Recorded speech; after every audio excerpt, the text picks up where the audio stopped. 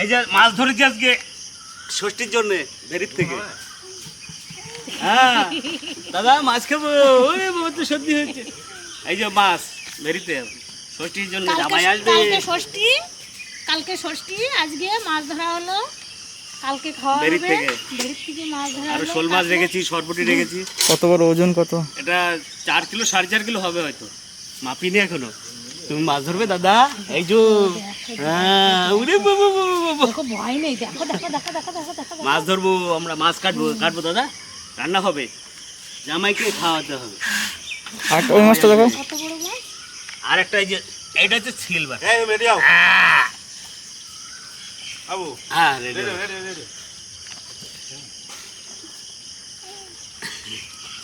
গাল হাতে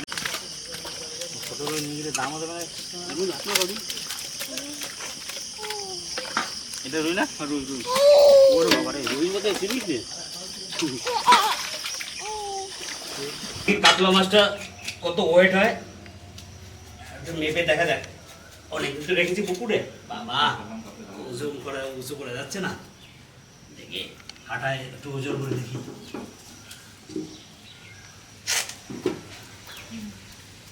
5 কিলো 41 গ্রাম, 5 কিলো 41 গ্রাম। এই হচ্ছে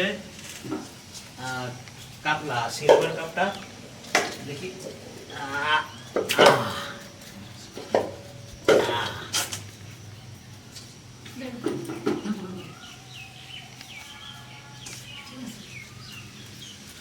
3 কিলো 3.5 কিলো ধরেন, 3.5 কিলো। এই কালকে ষষ্ঠী তো, এটা কাটা হবে, রেখেছিলাম। এই যে সিলভার কাপ, আমরা পুকুরে ভেরিতে আমরা মাছ করি, এত বড় মাছ আগে পরে হয়েছে, কিন্তু এত বড় আমরা করিনি। এই ষষ্ঠীর জন্য নতুন জামাই এবার ষষ্ঠীতে আসছে, বড় মাছ ধরা হয়েছে। সকালে ধরলাম, কিছু কাটায় নিয়ে গেছিলাম।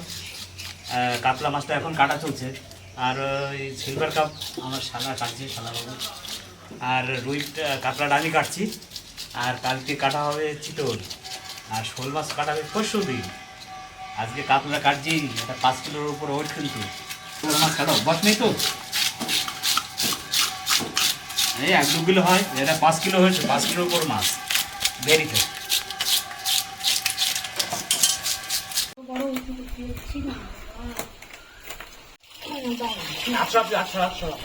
ঠিক আছে, ছোট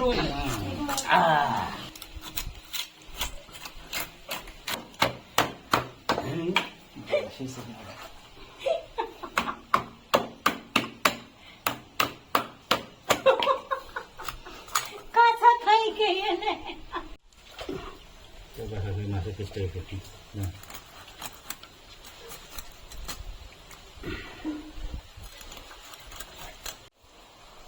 পিস করে কাটতে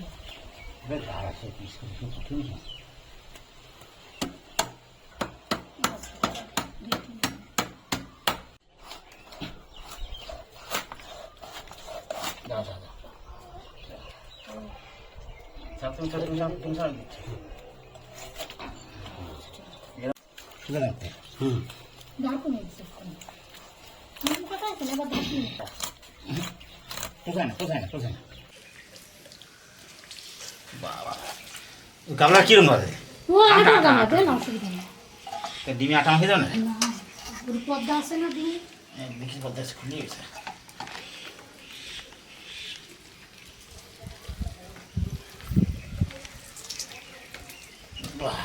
ডিম, হ্যাঁ, দুটো করে লম্বা ছোট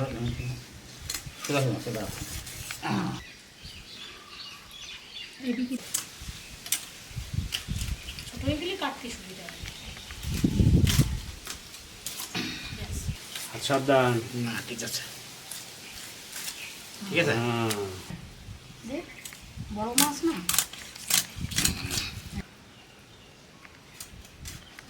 এটা গেল ছোট হয়ে যাক না, সবটা ছোট। এত দেরি করলি কেন? রাস্তা অনেক ভিড়। কেন রাস্তায় কি দোকানে ভিড় নাকি? এখন কটা বাজে দেখ তো, ঘড়ি দেখ তো। সকালের খাওয়া লাগবে না নাকি? লোক একটু নমস্কারটা দেয়, ক্যামেরা বলে কি তা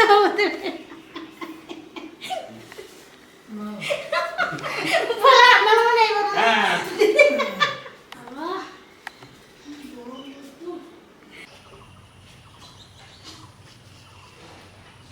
ওরা এসে গেছে তো দিদি জামাইবাবু এসে গেছে খাসির মাংস রান্না করতে হবে ডাল রান্না করতে হবে তারপরে তোর হচ্ছে কচুরলতি দিয়ে চিংড়ি মাছ করতে হবে মাংসটা মশলা দিয়ে মেখে নিই প্রথম স্বাদ মতো লবণ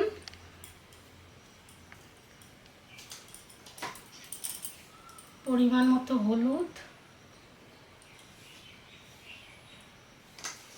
মশলা আদা জিরে রসুন কাঁচা লঙ্কা শুকনো লঙ্কা দিয়ে মশলা টক দই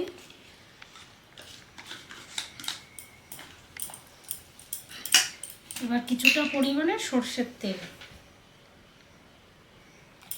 এটা মেখে আধা ঘন্টা ফ্রিজে রেখে দেবো তারপরে রান্না করব এর মধ্যে কাজগুলো গুছিয়ে নিই সব কাজ যা যা রান্না করবো সেগুলো রান্না করে নিই আধা ঘন্টা পরে এই রান্নাঘরে চলে আসলাম রান্না করতে মশলা দিয়ে মেখে রেখেছিলাম ফ্রিজে আধা ঘন্টা এই আধা ঘন্টা পরে চলে এলাম রান্নাঘরে জিরে দিলাম শুকনো লঙ্কা তেজপাতা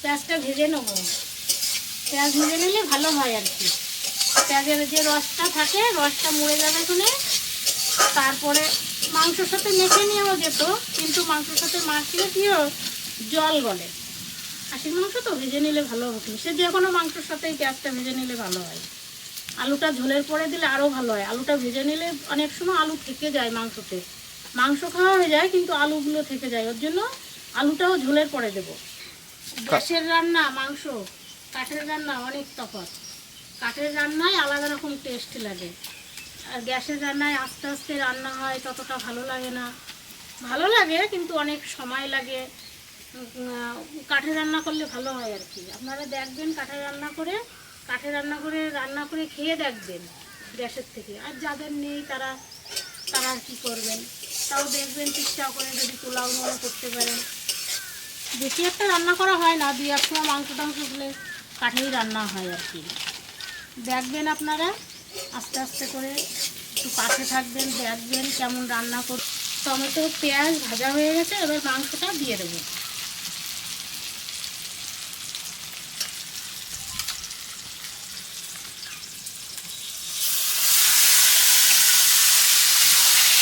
মাংস অর্ধেক রান্নাও হয়ে গেছে অনেকক্ষণ হয়ে গেছে আধা ঘন্টা হয়ে গেছে মশলা মাখানো হচ্ছে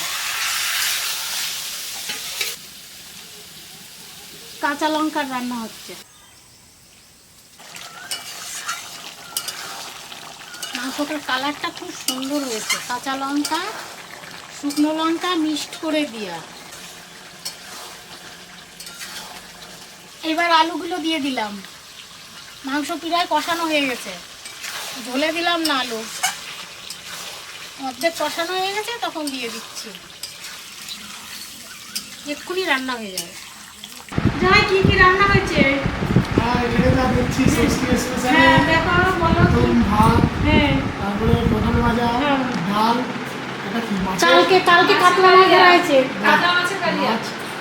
এটা মনে হয় চিংড়ি দিয়ে লতি তাই তো চিংড়ি লতি মটন তারপরে চাটনি দই শসা মিষ্টি আর দুটো পাঁপড় আছে থ্যাংক ইউ